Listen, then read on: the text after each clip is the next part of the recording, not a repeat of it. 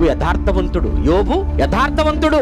ఆయన దేవుని పట్ల ఆయనకున్న ప్రేమ యథార్థమైనది. అందుకే ఆస్తి పోయి, పిల్లలు పోయి, ఆరోగ్యం పోయినా, చివరికి దేవుడు నన్ను చంపినా సరే నేను మాత్రం దేవుణ్ణి వదులుకోను. ఆయన కొరకు కనిపెడుతూనే ఉంటాను.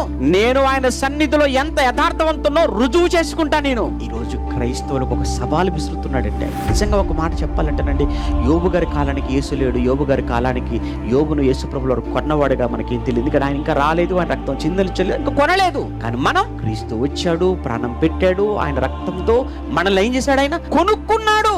ఆయనే అంతగా మాట్లాడితే, ఆయన వలన కొనబడిన నువ్వు నేను రక్తముతో ఇంకెంతగా మాట్లాడాలో చెప్పండి దేవుడి కోసం. ఎవరి మంచం మీద ఉన్నానంటే నేను తీసుకెళ్ళి పడే, నేర్చుకుని తీసుకెళ్ళి పడే దేవాలయంలో అనగలవా? మబ్బులు పడితే ఆరాధన మానుకుంటారు, చినుకులైతే ఆరాధన మానుకుంటారు, చిన్ని జ్వరం అయితే మానేసుకుంటారు, రాత్రి లేట్ గా పడుకుంటే చాలండి ఆరాధన సమయం అంతా నిధులు గడిపేస్తారు.